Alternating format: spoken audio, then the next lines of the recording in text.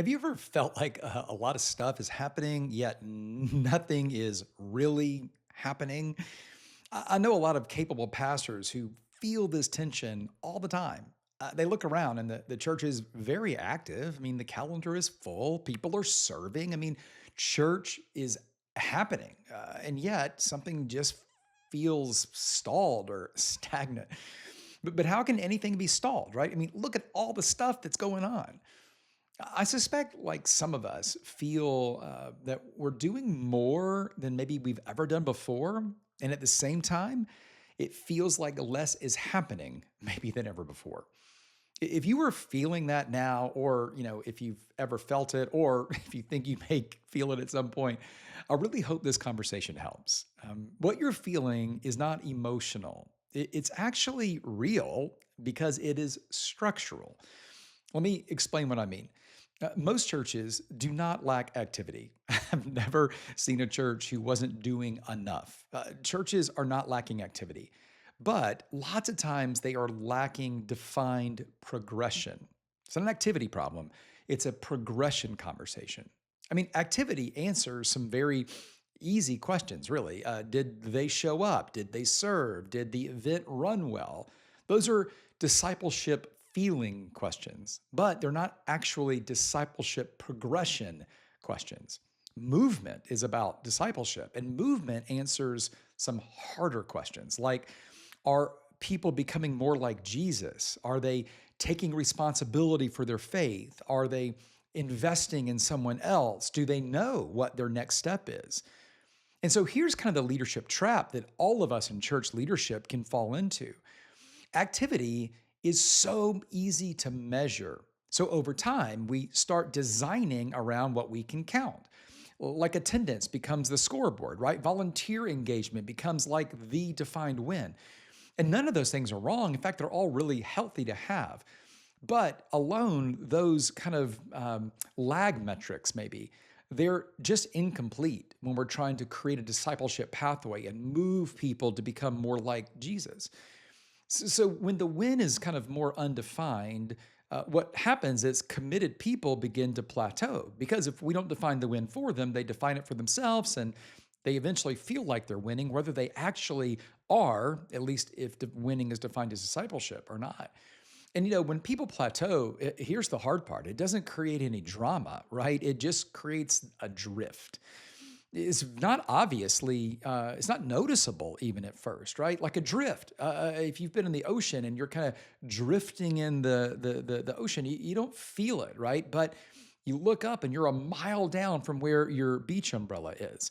So that's kind of how the drift happens in church. When people plateau along a discipleship journey, maybe because we don't have one, structurally defined for them, they don't really even feel it. You don't necessarily see it, but you sense it. You sense that something is not moving in the right direction. But because it's a drift, there is movement. It just might not be discipleship movement. These drifts, they're not loud. Nobody starts yelling or nobody calls the church to tell them about the drift, right? It is kind of happening under the surface. And as it starts kind of happening to more and more people, we begin to see some like fruit of the drift. Attendance maybe weakens a little bit. Ownership of the mission across the church starts to decline. Maybe energy kind of feels lower than it used to. And the reason for all of this is kind of simple, yet it's really hard to see in the moment because drifts are hard to see. Here's the reality. Nothing was inspiring and equipping people forward. That's the reason. There just wasn't anything that was clearly inspiring. These are both important, inspiring and equipping people forward along a discipleship pathway. I mean, I know that you cast vision all the time, but vision without systems is actually just words. So what do you do if this is the situation you have found yourself in, or if you sense maybe this is a place that, I'll use the word again, that you are drifting towards? What do you do? Well, I'll tell you what you don't do. You don't launch another initiative, right? I mean, can I get an amen for that? Like the answer is not go do more, try harder, strive extra. That is not the answer to this. The answer is that you have to define progression. You have to put down and document your discipleship pathway, and it has to be built around movement. That's why we use that word structural so much. So, what you do is you just start with this question: can we today clearly articulate what spiritual progress looks like at distinct kind of phases or stages in our church?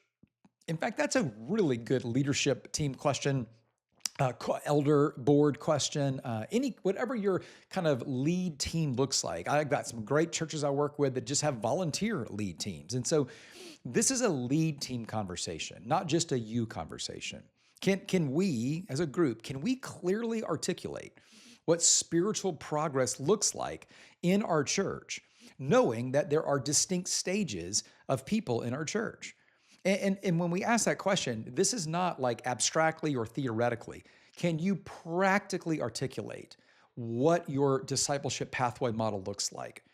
Like, for instance, if someone is new at your church, or especially exploring faith, we call those people seekers, what does growth look like for them? What does it look like for them to move from where they are closer to the line of faith? How do you do that? How do you inspire and equip people to move in that direction? Or maybe there's someone who's more established in their faith, but they're just kind of passive about how they're living it out. What does progress look like for that person? This is usually our younger, newer believers. We call these people students.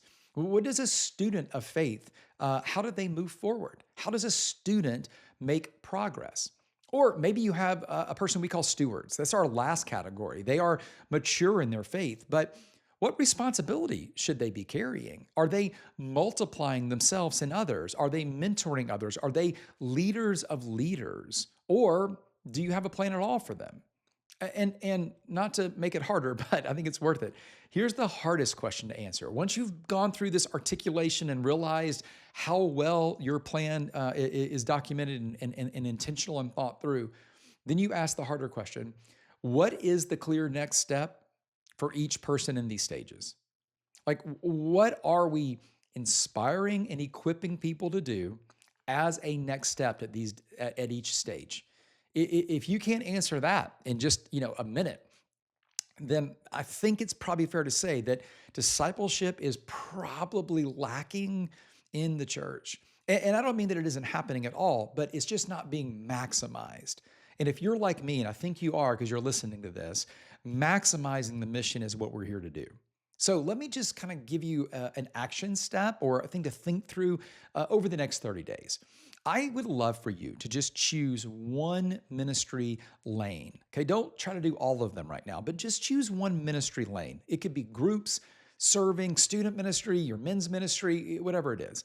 But on paper, pick that one thing and map out four specific things. Okay, here are the four things. And I talk about this on the blog. So if you want to, if you can't write all this down as you listen, no big deal. Just go to gavinadams.com. You'll see this there, okay? So number one, what is the starting point for the person in that specific, so men's ministry? What is the starting point? What is the expected growth markers? What is the defined step in it and out of it? And what is the handoff into responsibility? And by that, I mean, as they progress through the ministry, how are they beginning to take on responsibility and then replicate themselves by handing off responsibility? Now, when you answer those four things, what you're doing, whether you know it or not, is documenting a process. You're documenting a framework or a discipleship pathway. So clarity, right? When you can document it, it produces clarity. And clarity reduces pressure because it creates a forward pull for people. This is how we inspire and equip people forward, by having a very clear step for them that we can then inspire them to take and then equip them to take it. So when people can see kind of where they are right now and where they are going, you know what happens, right? Momentum in their life, but then also in the church, becomes normalized. If your church, like right now, if you just feel really busy, but things feel heavy, my encouragement to you is not to fight against that weight. Instead, let the weight reveal where activity might have or might be replacing movement. And use this conversation to start redesigning your ministry model for progression. Because here's the reality: activity fills calendars really well, but movement fills people. So this week, do not, please, I'm begging you, do not add anything new. But I'd love for you to define what growth actually looks like. That one move, that one shift might keep you from experiencing the drift.